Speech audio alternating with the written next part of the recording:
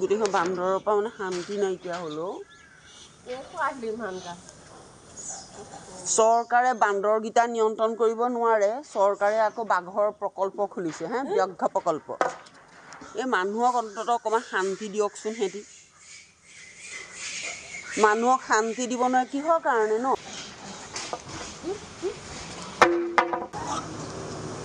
চৰকাৰে অন্ততঃ বান্দৰৰ পৰা নিয়ন্ত্ৰণত অনা হ'লেও তেতিয়া জনসাধাৰণৰ অলপমান সুখ শান্তি অটুট থাকিলহেঁতেন। বান্দৰবোৰ নিয়ন্ত্ৰণত আনিব নোৱাৰে। বাঘ পুহিবলৈ আহিছে।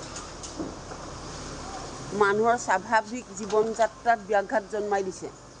খাদ্য বস্তু এটা ৰাখিব নোৱাৰে।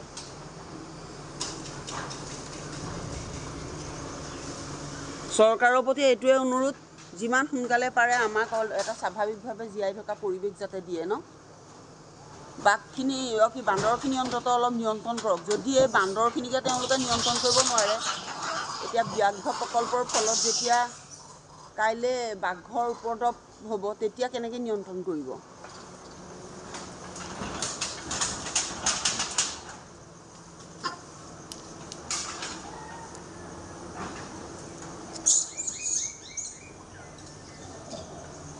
মানুহ ইফালৰ পৰা আহিবও নোৱাৰা হ'ল, যাবও নোৱাৰা হ'ল।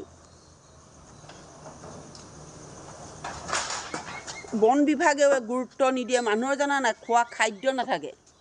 সিদিনা মোৰ মায়ে অ'টছটো নি পেলাই থ'লেগৈহে, ঘূৰি পেলাই টেমা এটাত ভৰাই থওঁ বোলে। দি পেলাই চাইছে অ'টছটো নাই নহয়, বান্দৰে নি খাই আছেহি। কালি এতিয়া মই এইফালৰ পৰা যাওঁতে ভণ্টিগুৰিৰ পৰা টিফিন বাতিকেইটা লৈ গ'লোঁ। তাতে আৰু বেলেগ এটা পলিথিন এটাত বেলেগ বস্তু লৈ গৈছিলোঁ, ঔষধ মাৰ। সিহঁতি টিফিন বাতিটো বুজিছা নাই, টিফিন বাতিটোত মানে ভতিজাকেইজনীলৈ মই মিঠাই লৈ গৈছিলোঁ, পপ লৈ গৈছিলোঁ দেই। তাৰপৰা সিহঁতি গোন্ধ পালে নেকি, থাপ মাৰি ল'লে হাতৰ পৰা, দৰৱৰ হেৰিটো মোৰ ফালে দলিয়াই দি পেলাই টিফিন বাতিটো লৈ গুচি গ'ল। এতিয়ালৈকে টিফিন বাতিটো পোৱা নাই, নাপালোঁৱেই তাৰমানে টিফিন বাতিটো। গতিকে এয়াই হৈছে আমাৰ জীৱন। চৰকাৰনো কেলৈ লাগে? চৰকাৰে জনসাধাৰণৰ সুখ শান্তিবোৰ ওপৰত গুৰুত্ব দিবৰ কাৰণে চৰকাৰ। হয় যেন তাত নাথাকে কেক চেক। কেনেকৈ মানুহ জীয়াই থাকিব ন? এইবোৰ পৰিৱেশ আচলতে চৰকাৰৰ আমোলা বিষয়া, মন্ত্ৰী মদাগৰে পোৱা নাই। সেইকাৰণে তেওঁলোকে আচলতে এইবোৰত মাতো নেমাতে। ভাল কৰিছে সিহঁতি এতিয়া। ময়ো সেই ফটকাৰ দুটামান লৈ আহি আহোঁ।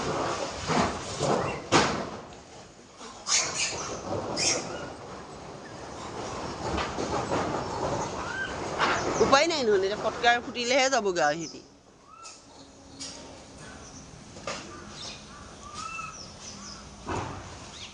চৰকাৰে নিয়ন্ত্ৰণ কৰক দেই, বান্দৰ নিয়ন্ত্ৰণ কৰক। চৰকাৰ কেলৈ লাগে? জনসাধাৰণৰ সুখ শান্তিখিনি দিবৰ কাৰণেই চৰকাৰ। জনসাধাৰণৰ স্বাভাৱিক সুখ শান্তিখিনি অক্ষুণ্ণ ৰাখিবৰ কাৰণেই চৰকাৰ। চৰকাৰে এই বিষয়বোৰৰ ওপৰত গুৰুত্ব নিদি বাঘ পুহিবলৈ আহিছে। বাঘ যদি পুহিব পাৰে, এই বান্দৰখিনি আগতে নিয়ন্ত্ৰণ কৰকচোন, মানুহৰ স্বাভাৱিক জীৱন যাত্ৰাটো সুখৰ কৰক।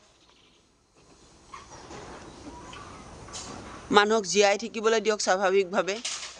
খোৱা খাদ্যৰ ভিতৰত নথকা হৈছে মানুহৰ। অহা যোৱা কৰিব নোৱাৰা হৈছে, বান্দৰে আঁকুহিবলৈ লৈছে। আৰু বান্দৰে আঁকুহাৰ পিছত তোমাৰ ধৰাটো বেজি ল'বই লাগিব। মানুহৰ স্বাভাৱিক জীৱন যাত্ৰাটো কেনেকুৱা ধৰণে ব্যাঘাত জন্মিছে, এই কথাটো কেলৈ জানো চৰকাৰে গুৰুত্ব নিদিয়ে। চৰকাৰে সেইবোৰ কথাত গুৰুত্ব দিব য'ত টকা আহে, য'ত টকা পাব। মানুহবোৰ একদম চব আজিকালি দেখিছোঁ লোভীয়া হ'ল, টকা থকা বিষয়টোত গুৰুত্ব দিব। এতিয়া মানুহবোৰে কি কৈছে, কৰবেট ফাউণ্ডেশ্যন কৰিলে টকা পাই যে, সেইকাৰণে কৰবেট ফাউণ্ডেশ্যনৰ ওপৰত গুৰুত্ব দিয়ে। এই বান্দৰসোপাৰ ওপৰত গুৰুত্ব দিলে টকা পইচা নাপায় যে, সেইকাৰণে বান্দৰসোপাৰ ওপৰত কোনেও গুৰুত্ব নিদিয়ে। কিন্তু কৰবেট ফাউণ্ডেশ্যনৰ ওপৰত কাম কৰা বহুত মানুহ, NGOও কাম কৰে, কাৰণ তাত পইচা আছে। আজি বান্দৰৰ ওপৰত পইচা এটা চৰকাৰে এৰি দিয়া হ'লে চাগে বান্দৰৰ ওপৰতো কিবা এটা কৰিলেহেঁতেন। মানুহে জনসাধাৰণক কল্যাণতকৈ টকাৰ পিছতহে দৌৰে। টকা থাকিব লাগিব। চৰকাৰে গতিকে কাক কি টকা পইচা খুৱাই নাজানো, আমাক মুঠতে এটা স্বাভাৱিক জীৱন যাত্ৰাৰ সুবিধা দিব লাগে।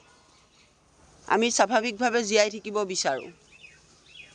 মানুহে স্বাভাৱিকভাৱে জীয়াই থাকিব নোৱাৰা এটা অৱস্থা হ'ল, চৰকাৰ এখন কেলৈ লাগে?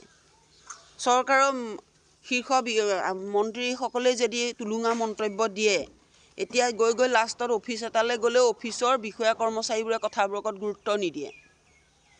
আজি এতিয়া আপুনি অফিচ এটালৈ যাওকচোন, অফিচ এটালৈ গ'লে আপোনাৰ কাম নহয়, মানে বিষয়াবোৰৰ কথাত গাতেই নলৰে, কাৰণ মন্ত্ৰীৰ ওপৰত মন্ত্ৰীয়ে তুলুঙা মন্তব্য দি দি বিষয়বস্তুৰ পৰা ছাইড কাটি থাকে। আজি মই পৌৰসভাত কেইবাটাও বিষয় লৈ পেলাই কাৰ্যবাহী বিষয়াজনক কৈ আছোঁ, কিন্তু কোনো কথাতে কাৰ্যবাহী বিষয়াই গুৰুত্ব বুলি কথাকেইটা ধুনীয়াকৈ শলাগে, কিন্তু পৰৱৰ্তী কথাবোৰত গুৰুত্ব নিদিয়ে। ইয়াৰ মূল কাৰণটোৱে হৈছে ৰাজ্যখন চলোৱা মুৰব্বী মন্ত্ৰীসকলেই কিবা ছাইড কাটি পেলাই বৰ হাস্যকৰ কথা কৈ পেলাই ফালৰি কাটি থৈ দিয়ে বিষয়বস্তুৰ পৰা আঁতৰি। গতিকে প্ৰশাসনিক মুৰব্বীবোৰেই যদি ছাইড কাটি ফালৰি কাটি কথা কৈ পেলাই মানে বিষয়বস্তুৰ পৰা আঁতৰি থাকে, এই বাকী বিষয়াসকলে কেলৈ কামবোৰ কৰিব? কোনো কথাতে গুৰুত্ব নাই, কোনো কথাতে মানে আন্তৰিকতা নাই, চাফ চিকুণ পৰিষ্কাৰ পৰিচ্ছন্নতাটো গুৰুত্ব নাই। কেনেকুৱা অশান্তি হৈছে,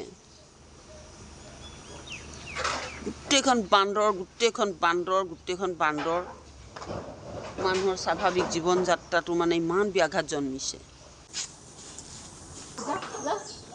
লৈ আহিছে এইফালে মাৰি দিয়া এটা ফটকাৰ অলপ লৈ পেলাই এইটোহে কাম কৰিব লাগিব। এতিয়া ফুটাই দিয়াছোঁ, ফুটাই দিয়া, ফুটা মাৰিব লগা হৈছে।